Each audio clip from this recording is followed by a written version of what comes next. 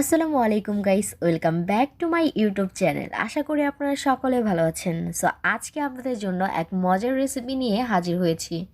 তো ইতিমধ্যে আমার থাম্বনেল দেখে আপনারা বুঝে গিয়েছেন কি রান্না করতে যাচ্ছি। সো আজকে আমি আপনাদের পাবদা মাছের ভুনা করে দেখাবো।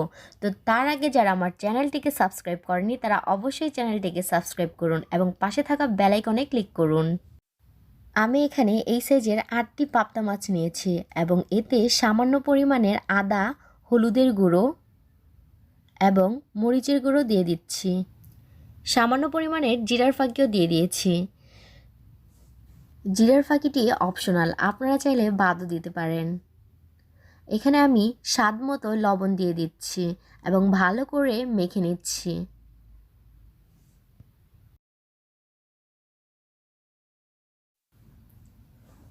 চুলাতে একটি প্যান বসিয়ে দিলাম এবং এতে পরিমাণ মতো তেল দিয়ে দিলাম।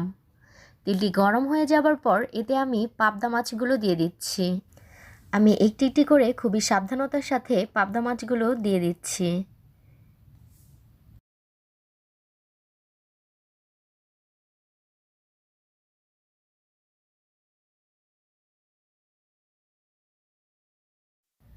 অন্যান্য মাছের তুলনায় পাবদা মাছ ছিটে বেশি, যার কারণে আমি ঢাকনা দিয়ে ঢেকে ভালো করে মাছগুলো ভেজে নেব।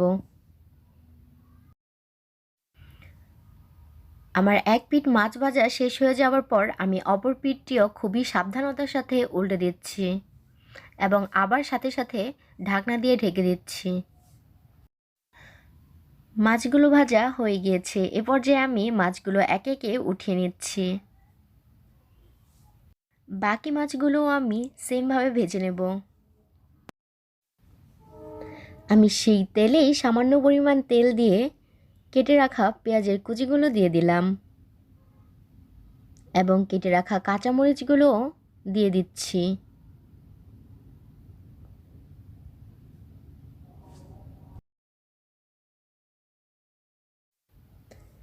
এখানে আমি অল্প পরিমাণের লবণ দিয়ে দিয়েছি।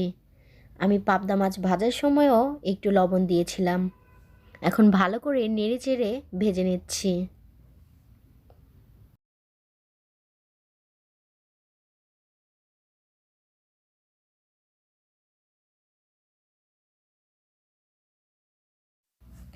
হাফ চামচ আদা বাটা দিয়ে দিলাম এবং হাফ চামচ রসুন বাটাও দিয়ে দিব।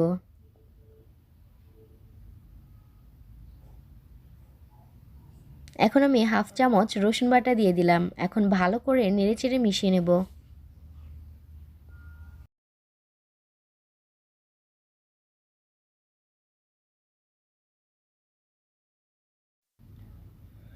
অল্প পরিমাণের পানি দিয়ে দিব এবং 1 চামচ হলুদের গুঁড়ো দিয়ে দিচ্ছি। 1 চামচ মরিচের গুঁড়োও দিয়ে দিলাম। আপনারা চাইলে মরিচের পরিমাণটা কম বা বেশি দিতে পারেন। এখন ভালো করে নেড়েচেড়ে মিশিয়ে নেব। 4 থেকে 5 মিনিট ভালো করে মশলাগুলো কষিয়ে নেব।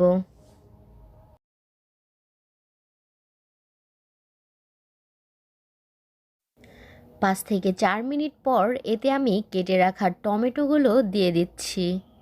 টমেটোগুলো ভালো করে নেড়েচেড়ে মিশিয়ে নিচ্ছি।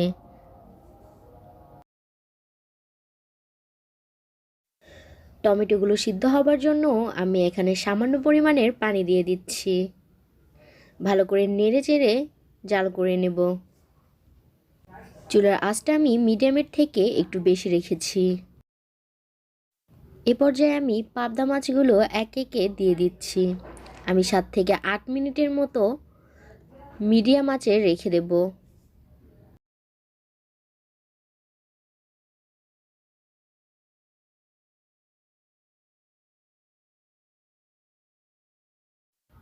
সাত থেকে 8 মিনিট পর কেটে রাখা ধনেপাতাগুলো আমি দিয়ে দিচ্ছি।